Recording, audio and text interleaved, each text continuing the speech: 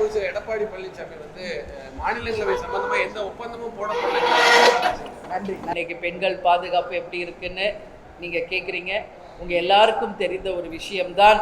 நிச்சயமாக இன்னைக்கு மகளிர் தினத்தை நாம் கொண்டாடி கொண்டிருந்தாலும் தமிழகம் முழுவதும் பாலியல் வன்கொடுமைகள், அது மட்டும் இல்லாமல் பெண்களுக்கு நிச்சயமாக ஒரு பாதுகாப்பு இல்லாத ஒரு சட்டம் ஒழுங்கு பிரச்சனை இருக்குது என்பது யாரும் மறுக்க முடியாது.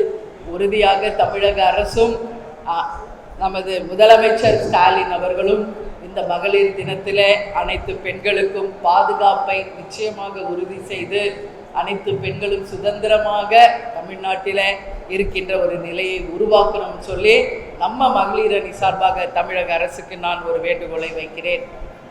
அதே மாதிரி மும்மொழி கொள்கை நீங்கள் எல்லாரும் பார்த்தீங்க. தேசிய முற்போக்கு திராவிட கழகத்தின் சார்பாக அனைத்து கட்சி கூட்டத்தில் தேசிய முற்போக்கு திராவிட கழகமும் பங்கேற்றது.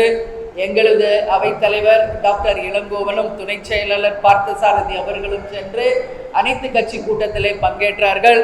அன்றைக்கே அந்த மும்மொழி கொள்கையை பற்றி விவாதம் நடந்தது. எங்களை பொறுத்த வரைக்கும், தேசிய முற்போக்கு திராவிட கழகத்தை பொறுத்த வரைக்கும், கேப்டன் அவர்கள் எங்களுக்கு வகுத்த வழியின்படி அன்னை மொழி காப்போம், அனைத்து மொழியும் கற்போம் அப்படின்றதான் எங்கள் தலைவர் நமக்கு சொல்லியிருக்காரு. எனவே அந்த வகையில் நமது தமிழ் மொழியை நிச்சயமாக தமிழ்நாட்டில் கட்டாய பாடமாக தர வேண்டும் என்பதை தமிழக அரசுக்கு இந்த நேரத்தில் எங்கள் மகளிர் அணி தினத்தில் மகளிர் அணி சார்பாக நான் வேண்டுகோள் வைக்கிறேன். தமிழ்நாட்டில் தமிழ் கட்டாயமாக்கப்பட வேண்டும்.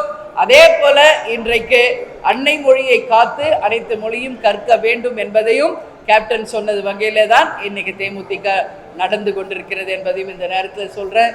அதே மாதிரி தொகுதி சீரமைப்பு பற்றியும் அன்றைக்கு விவாதம் நடந்தது. உறுதியாக மத்திய அரசு இதுவரைக்கும் அது பற்றி எந்த அதிகாரப்பூர்வமான அறிவிப்பும் தரல. தொகுதி சீரமைப்பை பற்றி 40 MP தொகுதியை குறைப்பதாக ஒரு கருத்து இருக்கிறது. ஆனால் மத்திய அரசு இன்றைக்கு வரைக்கும் அதுக்கு எந்த அதிகாரப்பூர்வமான அறிவிப்பும் தராததுனால நாம் அதை பற்றி நிறைய பேசுவதற்கு ஒன்றுமில்லை. ஆனாலும் தமிழக அரசிடம் தேசிய முற்போக்கு திராவிட கழகம் அன்றைக்கு உறுதியாக சொல்லிவிட்டு வந்திருக்கோங்க. என்னன்னா, தமிழ்நாட்டில் நிச்சயமாக தொகுதிகளை குறைக்கின்ற இடத்துல மத்திய அரசு செயல்பட்டால் தமிழக அரசுடன் இணைந்து தேசிய முற்போக்கு திராவிட கழகமும் கடுமையான எதிர்ப்பை தெரிவிப்போம் என்பதை அன்றைக்கு உறுதியாக அனைத்து கட்சி கூட்டத்தில் நாம சொல்லியிருக்காங்க. எனவே 40 தொகுதிகளுக்கு கம்மி இல்லாமல் நிச்சயமாக தொகுதி சீரமைப்பில் தமிழ்நாடு வஞ்சிக்கதை தேமுதிக ஒத்துக்காது. நிச்சயம் தமிழக அரசுடன் இணைந்து தமிழ்நாட்டையும் மக்களையும் காப்போம் என்பதை இந்த நேரத்திலே நான் தெரிவித்துக் கொள்ள கடமைப்பட்டிருக்கிறேன்.